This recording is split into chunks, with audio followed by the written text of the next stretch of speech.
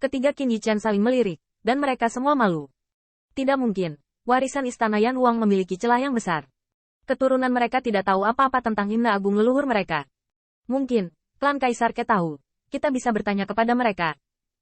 Beberapa orang saling memandang lagi, dan Lei Qiu, setelah hening beberapa saat, tiba-tiba menunjukkan telapak tangannya, merobek 3 sisik naga dari belakang lehernya. Sisik naga bersinar dengan cahaya guntur, dan bahkan berubah menjadi 3 cahaya ilahi bayangan naga, mengebor ke belakang leher Qin Yichen. Ini bisa dianggap sebagai upacara pertemuan kecil untuk 3 generasi mudamu. Di antara mereka adalah Dao of Inate Thunderku. Tolong perhatikan baik-baik. Suara Lei Qiu sedikit serak, dan darah biru kemasan perlahan menetes dari belakang lehernya. Ketiga sisik naga ini adalah sisik terbalik terberatnya. Setelah diteruskan ketiga Qin Yichen, napasnya menjadi lebih layu. Terima kasih leluhur. Qin Yichen dan mereka bertiga merasakan jalan guntur yang lewat dari belakang leher mereka. Dan tidak bisa tidak bersyukur, nenek moyang juga harus menjaga diri sendiri. Kamu bangun sebelum kamu punya waktu untuk pulih ke puncakmu, dan melalui pertarungan yang sulit. Lei Qiu mengangguk sedikit. Meskipun ratusan juta tahun telah berlalu, ada aturan yang tidak akan pernah berubah, yaitu kekuatan adalah segalanya kapan saja, dan dia harus bergegas untuk memulihkan dirinya sendiri. Ketika leher Lei Qiu sembuh, melihat darah naganya, dia tidak bisa tidak memikirkannya. Ingin Kongwu mencoba memurnikan darah naganya. Tidak mengherankan. Itu masih diblokir oleh Qin Yichen. Katamu, darah khasku telah disegel? Jika kamu melepaskan ikatannya dengan tergesa-gesa, akan ada kengerian dan malapetaka yang hebat? Lei Qiu terkejut, tetapi mata Qin Yichen berkedip, itu benar. Patung itu sangat kuat. Setiap kali dia mengingat wajah yang mengerikan itu, Qin Yichen bergidik. Bahkan setelah dia mempelajari Chuan Xinlu, dia masih merasa takut. Tampaknya itu adalah mimpi buruk yang membekas padanya dan bagian terdalam dari jiwa semua ras. Lei Qiu juga memiliki ekspresi serius. Dia tidak menyangka bahwa musuh yang menghadapi rasnya sendiri akan menjadi begitu banyak dan sangat menakutkan. Dalam ratusan juta tahun terakhir, apa yang dialami ras kita? Namun, Qin Yichen tidak bisa menghela nafas. Dia telah mengalami adegan serupa terlalu sering, dan bahkan membuatnya khawatir tentang itu. Segera, Qin Yichen juga berbagi dengan Lei Qiu berbagai kekuatan magis dan metode Dao yang dia ketahui, termasuk Haoi Universe Jue dan Chuan Xinlu. Mereka semua adalah naga sejati. Karena ini, Qin Yichen secara alami tidak memiliki rahasia. Hebat. Katamu, ini diciptakan oleh Kaisar Haoyi. Dia adalah Kaisar ke-72 Rentian. Generasi muda itu mengerikan. Generasi muda itu mengerikan. Hehe, saya baru saja lahir sebelum mereka. Lei Qiu tidak terlalu memikirkan dirinya sendiri karena dia sudah lama lahir. Tepatnya, dia baru saja terbangun dan melihat kesaktian para kaisar dan permaisuri, yang membuatnya merasa bahwa ada banyak pahlawan dan orang-orang yang berkuasa.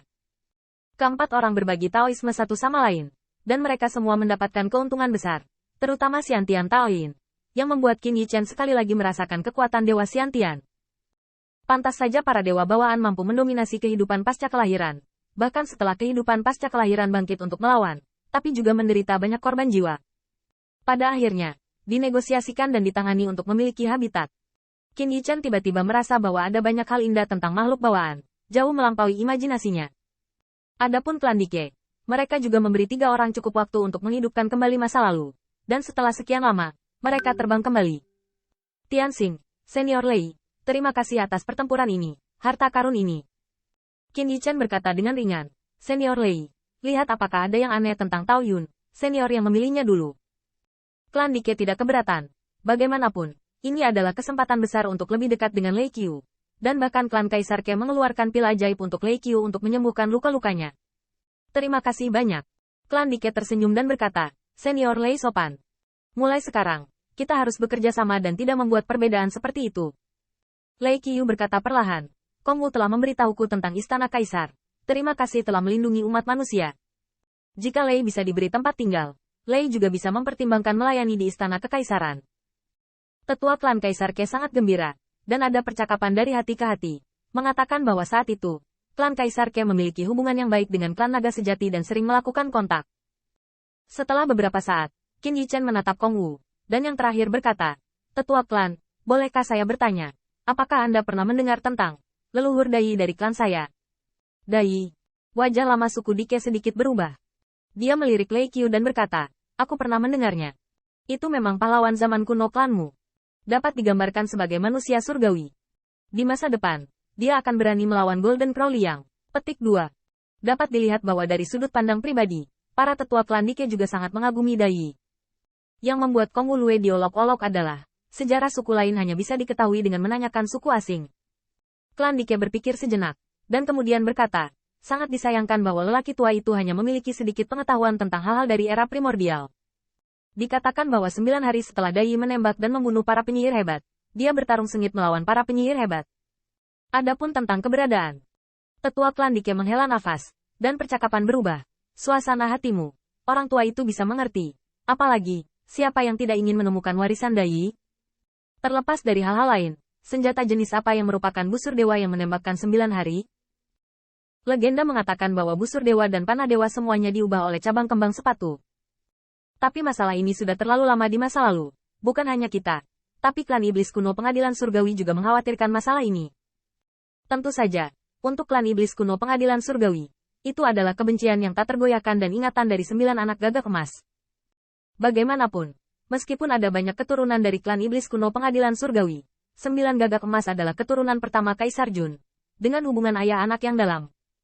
Jika ada kesempatan, kami bisa membantumu menjelajahi ini. Tapi sebelum itu, kita harus menemukan Wan Qing dulu. Dai sangat penting bagi umat manusia, tetapi bagi para tetua Kaisar, Putri Wenxing bahkan lebih penting. Kong Wu melirik Lei Qiu, tapi mengangguk, oke. Setelah itu, semua orang memulai perjalanan lagi. Di sepanjang jalan, mereka juga menghadapi banyak bahaya. Tetapi dengan bergabungnya Lei Qiu yang kuat, jelas jauh lebih lancar.